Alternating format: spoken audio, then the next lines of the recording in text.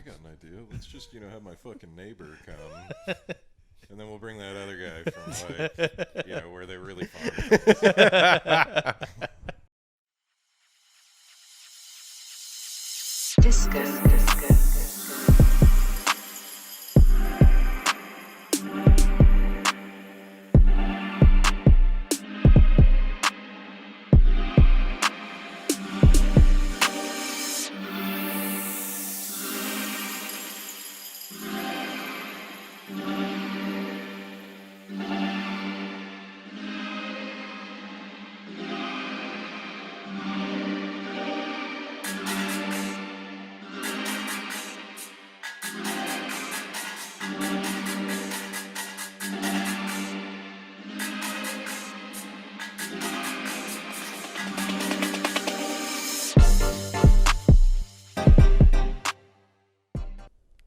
What up, guys? Welcome back to another episode of Selected Series. My name is Disco. I'm here with my co-host David, and we are here with Mark and Eric. What up, guys? What's up, man? Yeah. Thanks for being here, guys.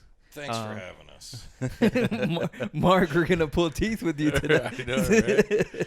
Thanks for making that long drive from, what is it, Thermal or Coachella? Thermal. You're Thermal. Located in Thermal. I'm not close to you guys like Eric is. Well, Hence all the branding around here for somewhere. I promise it wasn't done intentional. It's just, it's just the way it is. I guess. Yeah. So let's get the backstory. How did you guys meet? Because you guys are behind of a lot of agricultural stuff out here. Yeah, for sure. But you guys are really good friends, right? You guys Kind of. We use the term friend very loosely. Okay, go ahead, Eric. Give us a little, fill us in with how you guys met. Cause I think, I don't, well, we started talking through, it was somebody, like a mutual connection. Was it Growing Coachella? Yeah, they kind of linked us up, and then we kind of chatted. And then the other farm I was working at, it just kind of, we got on the phone for something. I was like, oh, yeah, man, I know that guy, And then we talked, and then after that, we started kind of working together and stuff. I was getting some dates off of him, and he was showing me the ropes on how to grow dates and all of that out here. So this is right before the pandemic, correct? Yeah, it was right before it hit. It's pretty close to before, right? So, since Eric's spoken, I'll now give you the real story. Actually, so here's what happened. It's actually a cool story. So we had a mutual friend, mutual acquaintance, Janelle Percy, and she is the executive director of Morongo Valley, right? That's more official. Eric came into town. He was starting up over at Termal, and then he had a couple of other things that he had in the works. He's still working on this veterans project that he was working on for farming. And Janelle kind of connected the two of us because we were both younger, right? More than ample amounts of ideas, and we just got connected. And then I go to this food show, right, in Los Angeles. So, this is like a massive food show. There are probably like tens of thousands of people at this thing, right? Yeah, the PMA. Yeah, the PMA. Yeah. So I walk out of the food show, and I'm going to go outside to make a phone call. And then out of nowhere, there's this fucking, like, goofy guy that just, like, rolls up to me. He's like, "Are you Mark?" Right? And I look at him. I'm like, "What the fuck?" Right? Who are you?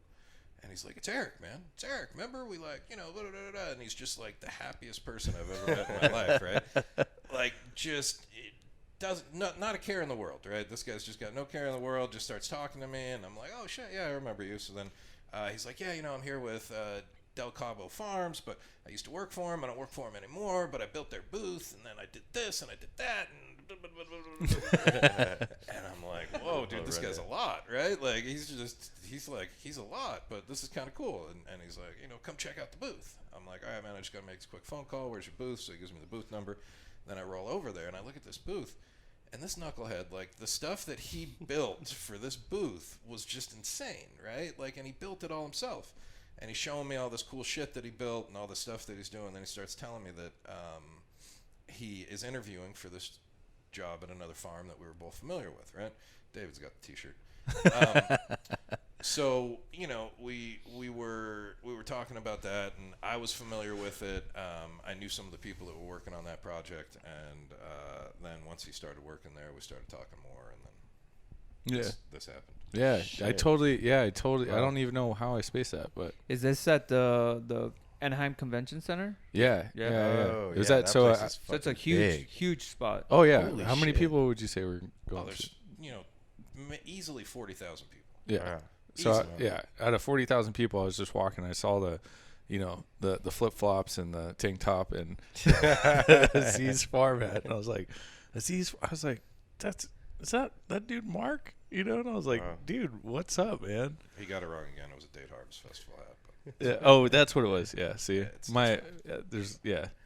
So you Yeah, go, shit. so you go to work at this farm in Coachella, and like what happens after that? You because you do also have your farm, right? You have your farm For that those you. that don't know.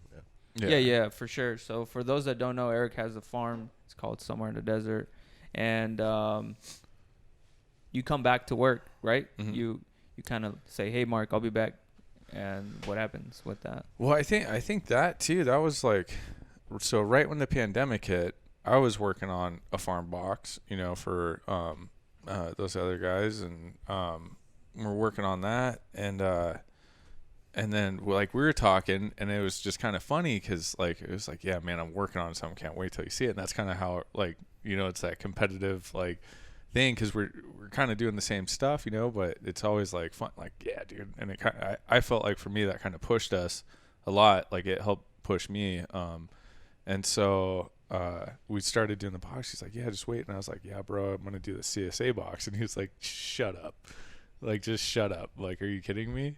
Is that because Mark, you were never doing any produce, right? You were just focused more on dates. Yep. So before it was just dates, bro. I mean, that's it. Wow. But and then one of the reasons why I was hitting him up was because I wanted to get some produce from him for the box that we were doing, right? Yeah. Which we ended up buying before he rolled out his box, and of course Eric and the way that he does things, labeled everything. We helped him get the brand out there. Let's Right. just say. Yeah, he Right. did a little bit. Yeah. So, but It's good marketing, it was, but we had fun doing it. Like it was always and still is. It's like fun competition. It's not like mean competition. Right. We want to see each other succeed. Yeah. I want to see him succeed. Wait, because you guys are basically doing the same thing on the other opposite sides of the desert, right? We were 2 blocks or 1 block away. Yeah. No. Yeah. But now what I'm saying is, Oh like, yeah. with your good box Yeah. and the CV Harvest box. You still do a box? Oh yeah, dude. It was still there, out of all the other projects I have going on. Okay. Well, hey, thanks for letting us know. That's cool. So you Good for you you. you started off starting the box during the pandemic, right? And you blew up because you're the only one that was doing it. So it was Tony and I. So Tony's my business partner Right. on CV Harvest Box, and Oh, that's the name of it. yeah, Okay. that's the one everybody knows. Okay. It's actually a box right here. Anybody's watching, I'm sure you guys have seen it.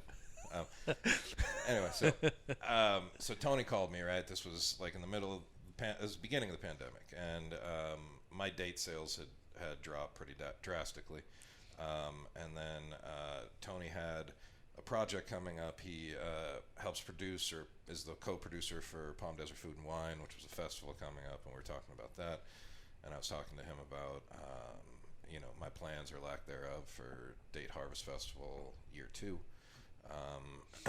And we were both just kind of like, things suck right now. And he started talking about this friend of his that does a box like this out in Virginia Beach, and how their sales were just going through the roof. And he's like, oh, you should do something like that. And I'm like, bro, we should do something like that, right? Because he had all of the administrative piece, right, where I had the farm connections and the ability to pack it and the packing house and the cooler and that piece, right? So the logistics piece I had, he had all the administrative stuff. And literally a week after having that conversation, we had orders in the queue and we were delivering. Wow. Dang. Yeah. Shit. how you get things done here.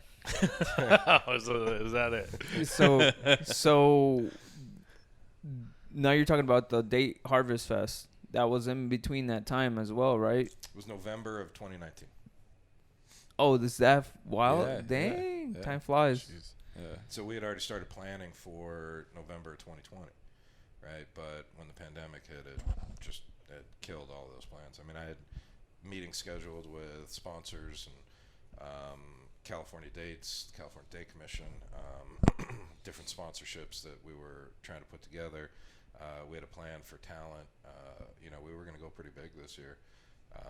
I even had a plan for last year, huh? Last year. I even had a plan for hot air balloon rides, like on the festival grounds, and just like some really kind of cool stuff. And all those plans died. Wow. But you were able to transition and pivot and do the box, and now the box is leading to other projects that you have going on, right? Would you care to share? Yeah, I mean, like one of the things that we were able to transition and pivot with really early on was starting to supply schools with dates, right? So we had that ability, like super, not too early on in the pandemic, but it took a lot of work. And one of the things that was cool about the festival was I got to meet some people that I normally wouldn't meet and become comfortable with them, right? And it also proved a point that when I say I'm going to do something, I do it, right? Back then there were a lot of festivals going on, just like there is now, right? It seems like there's going to be this pretty crazy resurgence, and some of them are great and some of them are terrible, right? And it's difficult for somebody to get into that space that's new and have not only the sponsors and the people involved with the festival actually buy into the idea, but have the ticket buying public buy into the idea as well, right? So we got in with some schools, and things with that are going fantastic. I mean, Palm Springs Unified's been a phenomenal supporter. Desert Sands. We're hoping to work on a project with CV Unified here pretty soon. San Jacinto. We've done things with Redlands and a bunch of different school districts, and I'm hoping that this knucklehead next to me, we can facilitate him getting in with Morongo Unified up here. Peace. That'd be great. That'd be awesome. Knucklehead. Yeah. Yeah, but Eric, you've been doing a lot of projects on your own too, right? Yeah, I mean, well, with the marketing and stuff, but I'll just say I will give it up to Mark, because seeing him like through the pandemic and stuff, and how resourceful he was to be like, okay, like you said, like pivoting, like, right. Okay, this isn't working out, like let's go find a solution, because during the pandemic, it messed up a lot of people, but when you have problems, that's an opening for innovators to right. create solutions. And so I'll give it up to you, because you killed it. You know what I mean? You're able to provide like healthy, fresh produce to a lot of people, and that's something pretty awesome. For never doing produce, that's huge. So I will tip my hat to that. Thanks, buddy. Yeah. Well, I want to go back a little bit. I kind of want to know your backstory on how you got into the date game and became a master dater and all that, dude. So I really want to know about all that, bro. That term's trademark. All right, by you, yes, sir. I'll send you a bill for its usage post podcast after the 30 or 40 people hear this. 56. 56. So no, I mean it's a family business, right? So my dad started the farm back in. It was about 45 years ago, right? And he was an innovator in his own way. He found some different types of dates that weren't typically sold, and was able to sell those and create a really interesting marketplace for those types of dates. So he started the business. I left, went to culinary school, and I was a professional chef for a pretty decent amount of time. Oh shit! And then moved back to the Coachella Valley to get back involved in the family business, and that's kind of where we're at now. Wow. Okay. So It's a family. It's been a family thing. Yeah, it's been a family thing, and it's it's not just family, but it's cultural too, right? So my dad's Right. Egyptian. Okay. He immigrated here from Egypt, first generation to be on American soil. We've got a lot of family here now too, but he married my mom. I met her here in the Coachella Valley on a blind date, and so we have the cultural piece of it. That's what the Aziz in Aziz Farms is my middle name. It's my brother's middle name too, and it's my son's middle name now too, and it means beloved one in Arabic. So it's a familial thing, it's a cultural thing, but it's a passion too. I really think California grows the best dates in the world. I genuinely believe that. Wow. And here in the Coachella Valley, we grow 90-95% of the dates that are grown in the United States, right, are grown here. It's a really special item, and it doesn't come without its own challenges too. Dates are probably one of the most expensive crops to grow. Oh, really? Is that because of the water? No, it's not. It's the labor, right? So a lot of the stuff that's done to grow dates is all done by hand, right? So you see a lot of these other crops that things are done mechanically, or even pollinating with things like bees, right? We still hand pollinate. We thin the bunches by hand. We harvest the product by hand. We grade it and pack it by hand. So think saffron, but a fruit, right? It's a delicate fruit at that. Right. So it's becoming more and more expensive as the price of labor continues to go higher and higher and higher, right? Most times justifiably so, right? But the biggest problem is that how do we go out there and justify the higher price of an item that's already pretty expensive? Dates aren't cheap. Yeah, I had this lady walk into the market and she asked, like, how come it's so expensive? Mm-hmm. And I didn't know I didn't know how to answer her, but it does make sense that all that labor goes into it. And then at the same time, you say that you guys grow 90% of what comes out of the U.S. It's like, whoa. Which is crazy because I think we take it for granted because we grew up out here and we see it all the time, and it's like, oh, dates, But you're right. You go to fucking Arizona or New York, it's not as common as here, man. It's crazy. Crazy. I didn't know. Yeah, know. you've been pushing his dates out of the market, right? And they've been selling like crazy. They have been. Yeah, it's been insane. It's like these ones, the Tark Madros date detective ones. Oh, I love that. By the way, bro. It's a limited edition. Yeah, little. Oh, okay. That's the only box. Okay. But no, they have been, man, and we get asked the same questions and stuff, and I just like, hey, man, like the labor pool is like, it's hard to find good quality people right now to go and harvest dates, and that's just with produce in general, Right. Even just pollinate. What'd you say? You pollinate them by hand, or how does that process go? Like you got to stick a little. No, we harvest the pollen from the male trees. So males, one male can pollinate like 50 females, right? Oh, okay. And so we harvest the pollen. Is that how that works? Sorry, I just had some jokes, but I'll refrain from. You're good. I'll take you back to the Tark Madros over here. He's not exactly not childish. Yeah. But this is a very serious interview. It is. I know. It's fine. I'll get with It's it. fine. I'll get with it. There are at least 43 people hanging around every- At least, Eric. 56. Oh, yeah. Every word Stick I- to that number. You're saying. Back us up, bro. 56. All right, so so we harvest the pollen and then we put them in these little puffers, go up the tree, and then when the flowers come out, you actually just puff the pollen onto the flowers. The flower takes the pollen in and starts the actual growing process of the dates. Then we got to go back up the tree and thin the dates, right? So from a jewel primarily is what you're thinning. So you remove some of the berries from the strands, so what's left can grow a little bit bigger.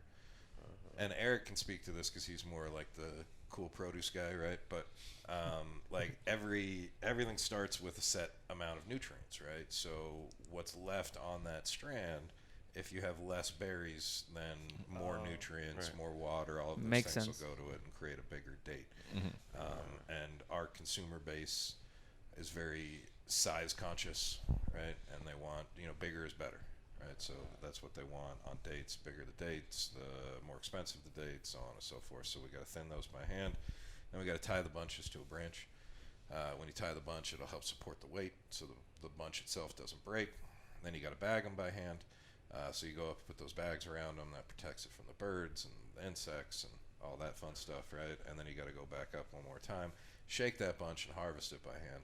So all the fruit falls off of the bunch that's ready. Some years, depending on how hot it is, you can go up and shake it once and you get all the fruit off. Sometimes you got to go up 3 or 4 times before you can get the fruit off of the bunches. Then you take it into a pack house, run it down a line, and then you got to grade it all by hand, right? So we've got like 6 or 7 different grades that come off of the line at the same time. How long is that process usually? We're still doing it. Shit. And we harvested back in September. So, it's a long Wow. process. Okay. Yeah. I definitely see now. And I had no idea about a lot of that coming out of new dates. Oh yeah, it needs water. Yep. That's, and then so that's where I hit Mark up, and he's like, yeah, man, you got to go pollinate it and this like that. And I had an amazing crew that knew how to do it too. But just learning all of that, and it's like, okay, we're going. Was kind of a neat process. So He thought palm trees grew coconuts exclusively. that's it, right? Come on, man. Came down here. He's So you pull my leg. There's these big raisins. he's like, bro, look at all the coconuts I got. Like, awesome. I'm gonna hilarious, make man. coconut water. Yeah, some rum. Dude, I was stoked. Little did I know. Yeah. Did you have any other? No, any that other- was like my question. I want to know like how long you've been in the date game for, and I just wanted to bring up the. So you grow 3 different types of dates? Is that, or do you have On more? our ranch, we grow yellow barhi, which will also turn into brown barhi. Then we've got medjool, daglet. We've got a variety called zagalul, which is kind of like a red date. It's harvested fresh, like the yellow barhi, so when you bite into it, it's kind of crunchy. And then we have another variety called diary. It's purplish in color, a little bit on the firmer side, like it's a little bit of a harder date. So those are all the varieties we grow on our ranch currently. How far do these dates go? Like, do you ship them internationally? Our Or furthest customer is Australia. Oh, that's dope. Oh wow, wow. down under. Sorry. You gotta do it. Eric, Do you guys have brothers? Yes. I don't. I think You I don't? think I that's don't. what I he's got trying to play, sisters. the Yeah. little brother role. Do you have a younger brother? Yes, I do. So I have an older brother, right? Growing Yeah. up, I thought to myself, how cool would it be to have a younger brother? Right? Like, it'd be so awesome, right? And Eric's kind of filled that role for me, right? Right. He's You're kinda welcome. like my younger brother. Yeah. I look back at that time of thinking how great it would be, and think to myself, what the fuck was I thinking? Like, if I would have had to have grown up with this thing, Dude, yeah. It's a thing.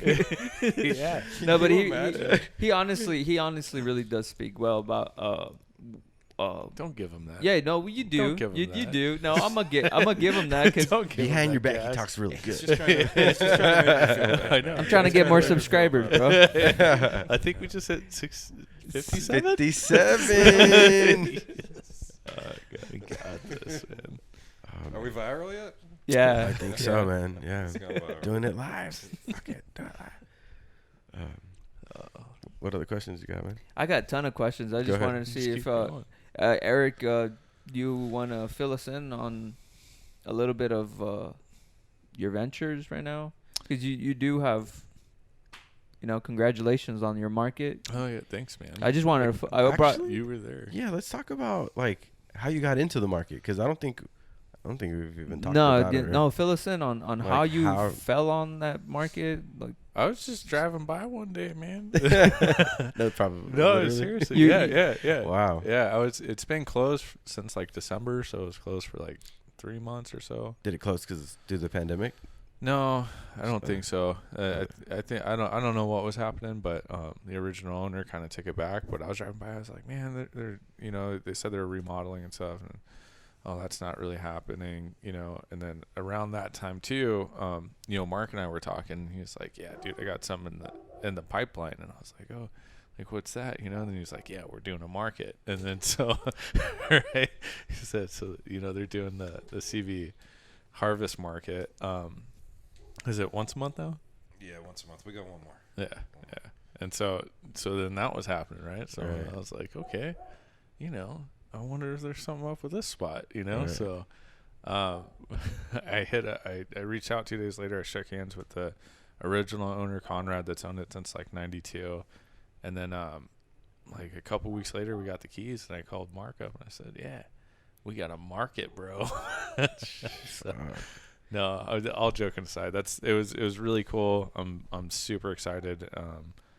And you know, he did help out a lot with that too. It was just kind of sourcing product and stuff, because you know, with the CV Harvest Box, they have a lot of local vendors, you know, Right. like, and I think that's pretty awesome, you know, to be able to support like all these local small businesses, you know, like guys making tortilla chips, cookies, Right.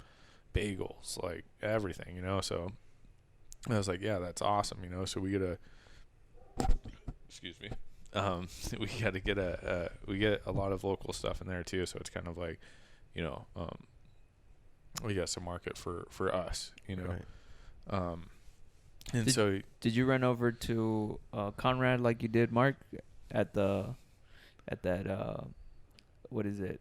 PMA. That PMA? oh yeah, no, well, kind of. Well, so when I first moved back to the desert, we were growing those Right. tomatoes Uh-huh. at Randy's house, and that was kind of like my R&D phase. Like, hey, like, okay, I want to buy some land, I want to start a farm, but Randy had like half an acre in her back, and I was like, in her backyard, and I was like, well, let me try this out, make sure stuff's gonna grow out here before you know, before like I really, you know, buy some property and stuff and get in that deep. And so we did that one season, and I had some of those dry farm tomatoes, you Yeah, know, those are great, man. and then I brought him over to Conrad, and I was like, hey man, like, you know, I grew these, like, it's just this one crop, you know, if you want to grab them, you know. And he was like, he checked them out, and he's like, like, oh, okay, cool, you know, like, who the hell is this kid, you know, just kind of, who's growing tomatoes in Joshua Tree, you know, like, this ain't happening, you know. And so I dropped him off, and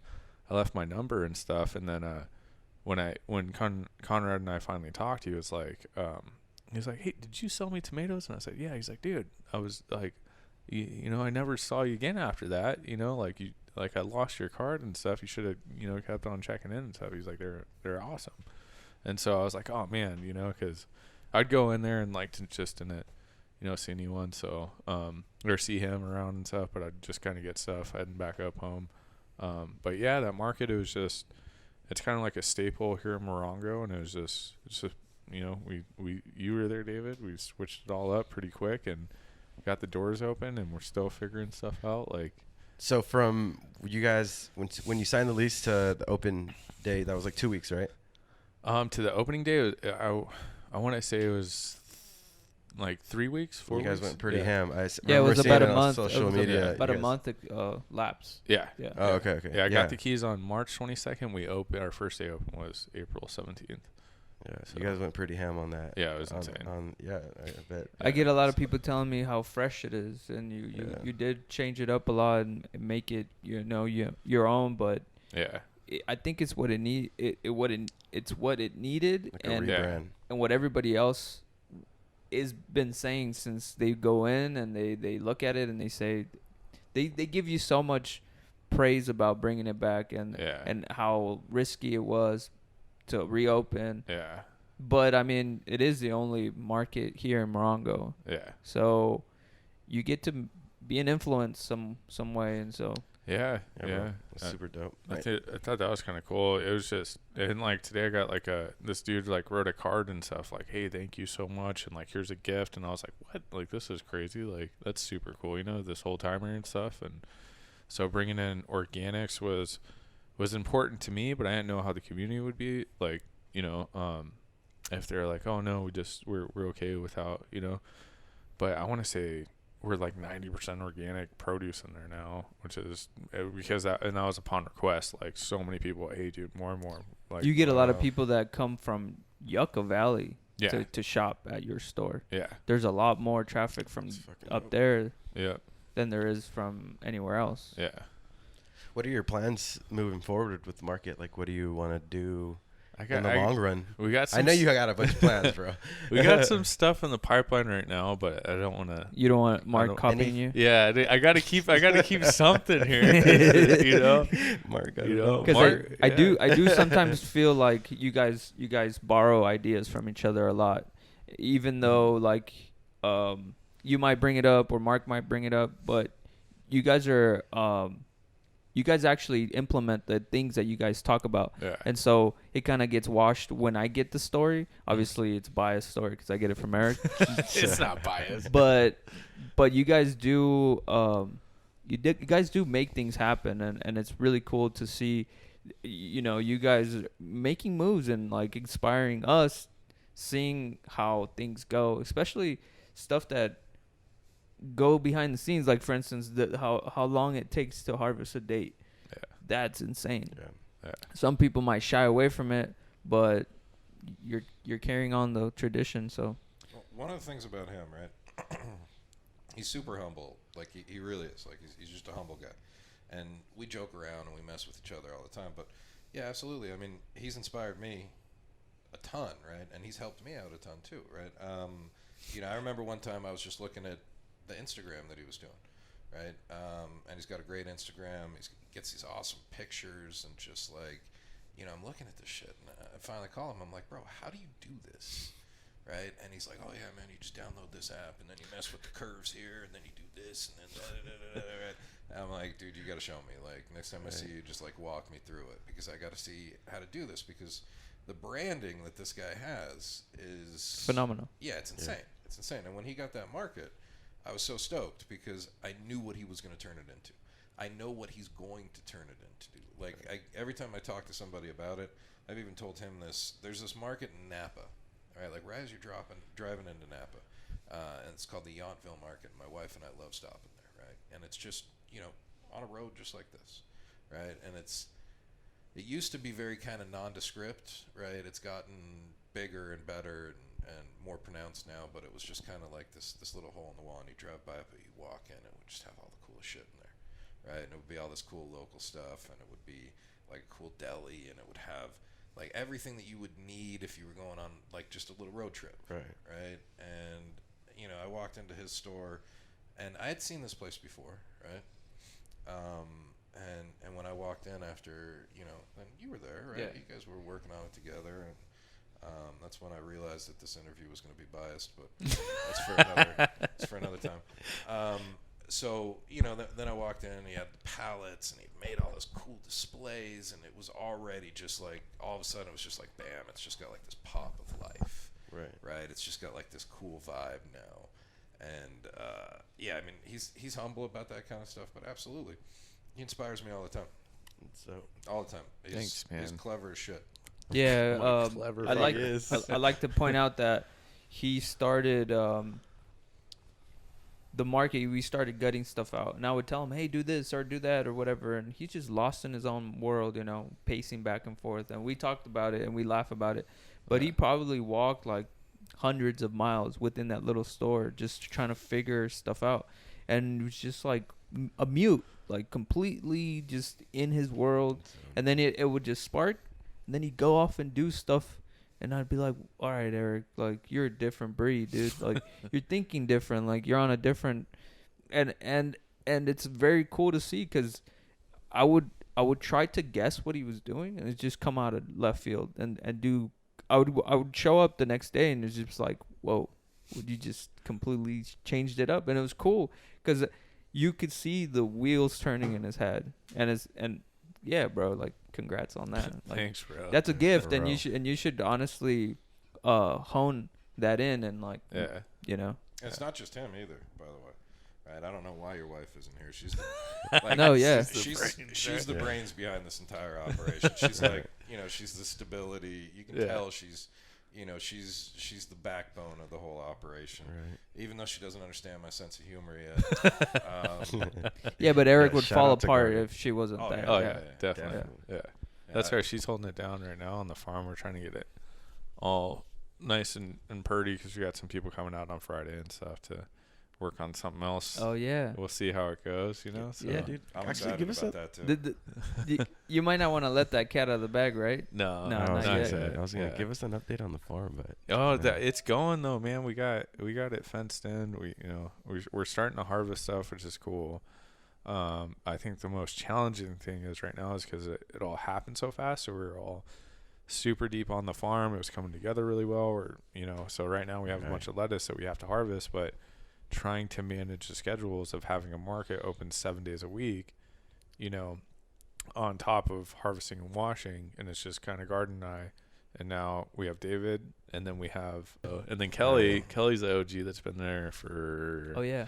12 years, so that was pretty rad. Like, just people coming in like, Kelly, yes, it's so awesome to see you in this small little town, so And she shows us the ropes, She's She got a lot does. of cool Yeah. tricks that we don't know about. yeah, it's like kinda- this fridge works like this and that works like that, and this is how you turn this on and that on. I'm like, dude, hell yeah. So yeah. Dope. I wanted to talk about the CV harvest market on Sundays. Yeah. Have you guys been? I've been. I went to go when Christian Sesma was. Yep. He'd had a little pop up, so I went and I was like, yeah. Oh, that's right. You brought the conchitas. It's like right. Yeah. Oh yeah. I brought you guys some. It was dope. It was like right in the middle of the street. I don't know. I thought. Well, when he had told me, I thought it was just something on the side or something. I was like, oh shit, it's like actual, like fucking going down. So it was dope, bro. It was dope. I think you were there. I just don't. I didn't know you at the time, so I was like, but I'm sure you were there. I was there. Okay. I was like, I must have gone past you, but let us know how that happened, how it started. Did it come from the box, or did the box come from that? No, it came from the box, right? Oh, So okay. we've done we've done 3 of them now. Yeah, 3 of them. Last Sunday every month. We got one more that we're doing with the city of Palm Desert. They reached out to us. They were looking for a farmers market on the weekends, right? Okay. And farmers markets are cool, right? So what I'm about to say isn't a knock on farmers markets. I love farmers markets. They're awesome. People who run the farmers markets, the people that sell at the farmers markets, all cool people, right? But a lot of times what ends up happening with farmers markets, if it's a certified farmers market, there's these restrictions, right? And it can prevent some of the local farms from participating, right? Whether it's a small farm that doesn't have the ability to get the certification. And Eric can talk to this too, because he's been through the whole process. So I'll get backed up here by a real farmer, not just like a dairy farmer. Yeah. You know what I mean? But so whether it's small farms or the big farms that don't want to be hassled with that because they got big contracts with big grocery store chains, stuff like that, doesn't make the big farms produce any less local. But a lot of times you roll into these farmers markets and you'll see that there's stuff from Riverside and Banning and Beaumont. All great growing regions, phenomenal stuff. And there's definitely some local stuff at the farmers markets as well. But a lot of times it's not as predominantly local, right? So when they talked to us about doing a farmers market, I said, all right, cool, let's do a farmers market. Right? Then the county said, nope, you can't do a farmers market unless it's a certified farmers market. And I still think that's weird, and I don't think it's true. Right? But we didn't really have enough time to fight that fight. So they said, well, what can you do? I said, there's got to be some other type of event that we can do. And they're like, oh, yeah, you can get a swap meet permit. I said, cool. Can I sell produce at a swap meet? Just said, yep, no problem. I said, do I have to call it a swap meet? I said, nope, don't have to call it a swap meet. I said, cool, we're doing that. We're now doing a swap meet, and that's kind of how this Sunday market Which came is, about. and Genius. those are the things where I'm like, okay, like, a lot of people get faced with like, oh, we can't do this. Oh, okay, Yeah. that's that, but like, that's what I really appreciate Mark is he'll figure out a way, you know what I mean? Like, you have to create solutions for the problems and stuff and just working through it. So Thinking Problem's outside not- the box. Problem's not a problem if there isn't a solution. yeah, Right? It starts as a problem, ends as a solution if you work hard enough to get to it, right? It's a puzzle. Right. I always loved puzzles as a kid, right? And Eric knows this too. There's nothing that motivates me more than somebody telling me I can't do something, right? I mean, because I've been told that so much, and he's the exact same way. Like somebody tells him, hey man, you can't take over that fruit market in Morongo, man.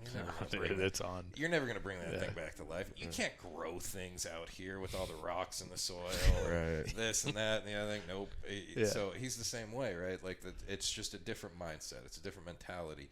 That when somebody tells you you can't do something, it motivates me. Like it gets me going. It gets me really, really going. So we started the Sunday market. We got one more with the city of Palm Desert. We'll see if it evolves into anything, right? It was an interesting way to get the branding out there, right? So it's under that CV Harvest Box banner. We've got a lot of our add-on people because we have a bunch of different local add-ons. So we've got cookies and bread and bagels and salsa and dressings and we've even got soaps from La Quinta High School, right? Oh, wow. They make like custom small batch soaps. We had flowers from Indio High School. So it's really kind of one of those things where it's very kind of locally centered, Community based. It's an outdoor market. It's got beautiful fresh produce people can roll in, and we started adding some food elements and like Sesma, he rolled in with the Wagyu burritos. Yeah, it was bomb. I mean, that dude can cook. He can Yeah, cook for real. yes, he can. My son last time was selling lemonade. Right? He had a Oh, little that's lemonade right. stand. Oh, okay, that's dope. Yeah. So How old is he? He's 5 years old. Oh, okay, he's getting in the game already. Yeah, Yeah, that's I mean, dope. he went and got a business license with the city of Palm Desert and everything. That's Just dope. sold out of lemonade. Sold out of lemonade at the man, event. that's dope. It was amazing. It was really, really What was cool. the price on it? It was whatever you want to give me, Wow, really? which is pretty smart, right? So you got a 5-year-old saying, "Just give me whatever." There were people Yeah. who were grabbing like 2 lemonades and giving them $20, right? I mean, Genius. He walked away. He was tired though. Like he's 5, he's got a ton of energy, but at the end of the day, he was like, It's like, dang, Des, what you Is do? it? Yeah. I don't know about this. You said you got to do what today? "Wait, what about my breaks?" Like he's like, "I'm gonna take a break now." He's like, "I'm gonna take Mom with me." No, wait, Mom, you stay and work while I go take a break. Right, so That's hilarious. he's a good kid though. He's a real sharp kid. And then my daughter was 2. She was helping him with the lemonade too. There's a lady. Her name's Victoria, but I call her Chef's Wives Club. She's got this cool Instagram. It's her Instagram handle, Chef's Wives Club, and she took the cutest picture of my daughter and my son at the lemonade stand. And my daughter's, my son's just like he's just hardwired, right? Like he's just all over the place, real. My daughter's like real calculated, and she's just like she's just stealth, right? And there's this picture of her. She's just looking up at him, right, and just like totally annoyed. And then my son's just like all like goofy and happy, right? And she posted the picture, but she sent it to me first. She's like, "This is just like it's like Lucy and Charlie Brown." That's awesome. Is that the that is photo that you awesome, guys posted or got that mural on your? No, that was a different Oh, photo. that's a different photo. Yeah, so the artist that did that, who's Really good, dude, amazing. dude, Yeah. like so, I saw a picture, a graffiti art that she had done at Flat Black Shop, right? It was this Macaulay Culkin with like tats all over his face, like On his forehead. yeah, Stuff. like Tekashi 6ix9ine, Yeah. right? Yep. And I looked at it, I was like, damn, like that is lifelike, right? And I'd been looking for a graffiti artist for a long time. I kept on asking him if he could help me, but he was useless. Completely. So useless, right? So I started following her on Instagram and just kind of looking at a bunch of her stuff. Her name on Instagram, it's Muckrock, right? Yeah. Jules Muckrock. So I'm like, whatever. I'm gonna shoot my shot here and just shoot her over a DM and see if this is something that she'd be willing to do. So I shoot her over a DM and she's like, "I love dates. Absolutely, that'd be awesome, right?" And then we started talking back and forth, and she sent me like a digital mock-up, and she had Kermit the Frog there, like kind of fishing in the Nile River, and I liked it. I thought it was cool. It was funky, like and I showed the design to my wife. And I thought it was cool, but I wasn't sure. And I'm like, "So what do you think of this Kermit, right?" Because I wanted her to do something kind of funky and just different. I didn't just want it to be a picture, right? I wanted there to be some sort of a personal touch to it too, right? And she's like, "Oh, it's really cool, but it'd be cooler if she could do our kids, right?"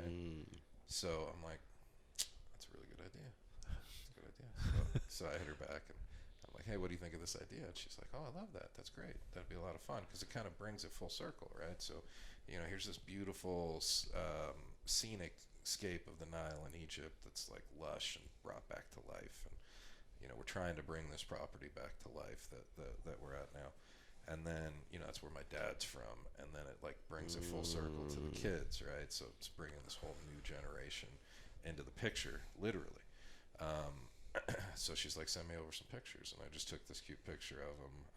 We were out at the river, and it was the two of them sitting there, and my son's got his tongue sticking out, and my daughter's kind of looking up at him, and she's kind of cracking a little bit of a smirk, right? And I sent her that picture and a bunch of other ones, and she really liked that picture, and just boom, like spray can, just like it was incredible watching this. Wow. I mean, like to do what she did with spray paint cans, I can't even envision it. Like I have zero artistic skill at all. And then the surface is not even like flat. No, it's got a bunch of ridges and stuff. That's what she said. She looked at me. She's like, nobody gets murals of people on corrugated steel. She's like, I would have just said no, but this project, it's something, right? Like she was stoked to be a part of it, and you could tell that she really felt passionate about it. Are people able to go and see it for themselves? Or? Sure, why not? Yeah. Yeah. Here's my address. Yeah. Yeah. What do you got going on? What do you got planned for all that, man? There is a little bit of carryover here, right? But I will say this. I did tell him that I wanted to put a market there before he went and bought a market. But he did tell me about plans that he had for another location with a market that were pretty legit too. So the idea is, we bought this parcel of land, and when I say it was dead, I mean it was dead. Like there was no life to this land at all. There were parts of it that were creepy. It was so dead, right? So for the past year and a half, we've been kind of clearing it. We hauled out 40 truckloads of trash just from the field, right? Like What's the size of the land? It's 10 acres. Oh, okay, yeah. Right, so they were just like dumping stuff back there, tires and trash, and there was a landscaping company that had it, right? So we're really trying to bring this back to life. We got the packing house up and running over there. That's where we pack our dates, and that's what the mural's on. And then we're putting a reservoir in, which is kind of going to be a focal point for the area. It's a reservoir is basically a lake, multifunction. Looks cool, but it's there to really water the crop. We're planning on putting in a market, some Airbnbs, and then having a nice little event space. The goal is by October this year to hopefully have, and this is 100% an idea I stole from him. Okay, I stole this idea. I will admit it. He knows I stole it. I told him I was stealing it before I stole it, but I'm hoping to have a pumpkin patch there sometime in October. Dope. We need a fucking pumpkin patch out here, man. That would be dope. Wow. Well, the race is on, guys. Yeah. I'll have mine in October for sure. I'm not worried about that one. I got to mark it out. Yeah, but the cool thing is that there's enough for everybody, and there's never that what is it, like hunger mentality, or that that's starving, like you're not gonna let anybody else eat because what how do you, I guess there's a saying for it, but selfish? Like not everybody could eat at the table or whatever. No, there's I don't know, forget it. But that jealousy, that's right. It's kind of, it's like, I think that a lot of that stuff too is it's all based off of fear. It's not really jealous, but it's like, oh, they're gonna steal like my money that you haven't even made yet, right? And like Mark and I talked about this, where it was just like, yeah, we're competing, but are we? Because there's 500,000 people out in the Coachella Valley. Every single one of those people has to eat 3 times a day. Yeah, at least, like so. You know how much produce, like if you think about that, if someone ate like 2 pounds of produce every day, that's what, 1 million, like, dude, that's 1 million pounds of produce a day just in the Coachella Valley. Like who, like, dude, that, like, that starts kind of putting into scale, like everything that's going on. So, with Mark and his local connections, like getting all the local produce, like that's really cool to see. If you think that, you know, Coachella Valley goes through 1 million pounds of produce a day or more, you know, especially when you add on tourists and all of that stuff, like, you know, to kind of just get a little bit of it and have it local, but all of that 1 million pounds is being trucked in from one place and then sorted and then going to another place and another place, and then it ends up here, you know. Well, you just take the truck right to your doorstep, you know. So that's what I think, that mentality is like what we kind of squashed right in the beginning. It's like, dude, there's enough room for anybody to eat out here, you know, like everybody. Like, it's, you know, if you want to jump in and do it, let's do it. You know, if you want to be weird about it, like, that's not going to end well, you know, like, it's just going to get weird, you know. So I've always been a big fan of the saying, a rising tide lifts all ships, right? And listen, Eric, people don't understand me, right? Like, people, especially in the industry that I'm in, right? They don't know what to make of me, right? I do my own thing. I set my mind to something. I get it done. My dad always taught me, you know, if you promise somebody to do something, you do it, right? No matter what it takes, you get it done, right? Eric gets me, right? I get Eric, right? We understand each other, right? It's easy. It's not a difficult thing. I don't have to. When I say that I'm going to do this, and this, right? I don't even have to explain it. He gets where I'm headed, right? And when he tells me, like, I swear I saw that market before it was done. Like, I knew what it was going to look like before I walked into it. I knew it was going to be something special, right? When he started doing the boxes, I knew the boxes were going to be legit, right? I knew the branding was going to be sick. I knew the design was going to be sick. All those things that he does, I know what desert. It's something in the desert. Something. Somewhere out there. That right? yeah. Something in the desert. But play on words. We're down to like 52 people. So no, but like I understand where he's headed with different things. I think he understands where I'm headed with different things. So it's cool to actually talk shop with somebody that doesn't look at you like you're from another planet. Like, yeah, it's just, yeah, because I got that a lot doing the market. Everyone's like, dude, just open the doors. So I'm like, No. Yeah, like, we're gonna take our time, and then, like, there's a lot of pressure because, I mean, here, I think 10, 50-mile radius, there's no other store. So then people are kind of seeing that, like, okay, you know, when are you gonna open? You know, and I'm like, dude, I just got the keys, but like, you know, but it was cool, and I understand why that, you know, and family and friends, like, dude, you're good, man. You're gonna be successful no matter what. And I was like, well, it's closed right now. It'd really suck to, you know, in three months from now, and be like, okay, we got to close it down again because we, you know, now we can remodel. So, yeah, I think that's, you know, it's just about, you know, it's about setting your mind to something and doing it. You got to send it, bro. and he's got a cool network too. Like, he's got a lot of people that he's brought into this whole thing. Right? I mean, he's been telling me about you guys for like over a year. Yeah, I think we've been trying to get it done for about a year now. Yeah, a little bit after the Harvest Fest last 2 years ago. Yeah, it's just if Mark would pick up his phone. I still don't know who you guys are, right?